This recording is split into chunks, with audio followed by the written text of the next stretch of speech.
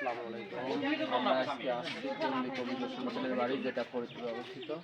আমরা আপনাদের দেখার চেষ্টা করছি কবি জসীমউদ্দীনের তারপর থেকে অধিসমস্ত পশ্চিমবঙ্গ সরকার যা করে সেটা করে।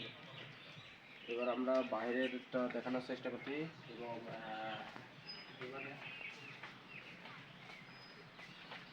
এই জায়গা হচ্ছে আসমানি পল্লী কবি জসীমউদ্দীন, যেটা আপনারা সবাই বইয়ের পাতায় পড়ছেন। আজ আমরা বাস্তবে আপনারা দেখানোর চেষ্টা করব পল্লী কবি জসীমউদ্দীনের বাড়িতে কি কি আছে।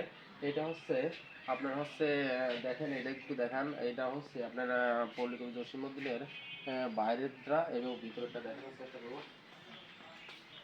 এটা হচ্ছে আপনার পল্লী কবি জসীমউদ্দীনের ঘরের ভিতরে যে জিনিসগুলো আছে সেইগুলো আপনাদের ভিডিওর মাধ্যমে দেখানোর চেষ্টা করব। আপনারা দেখুন পল্লী কবি জসীমউদ্দীনের বাড়ির ঘরের ভিতরে যে জিনিসগুলো আছে সেটা হচ্ছে আমরা আপনাদের ভিডিওর মাধ্যমে দেখানোর চেষ্টা করতেছি। আসলে আপনারা নকশিকাতার নাম যারা শুনেছেন বইয়ের পাতায়, আজ আপনাদের নকশিকাতা দেখাবো। এটা হচ্ছে সেই নকশিকাতা যেটা আপনারা ভিডিওর মাধ্যমে দেখতে পাচ্ছেন। এটা আপনারা বইয়ের পাতায় অনেক পড়েছেন।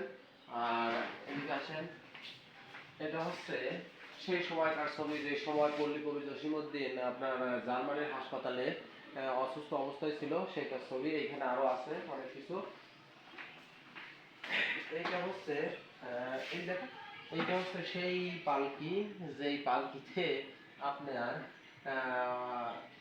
নিয়ে যাওয়া হতো এবং নিয়ে আসা হতো, এবং সেই পুরাতন একটা সেই সময়কার একটা টিভি, এবং এখানে আরো অনেক কিছু আছে যেগুলো আপনারা ভিডিওর মাধ্যমে দেখতেছেন। এটা হচ্ছে পল্লী কবি জসীমউদ্দীনের দাঁড়িয়ে,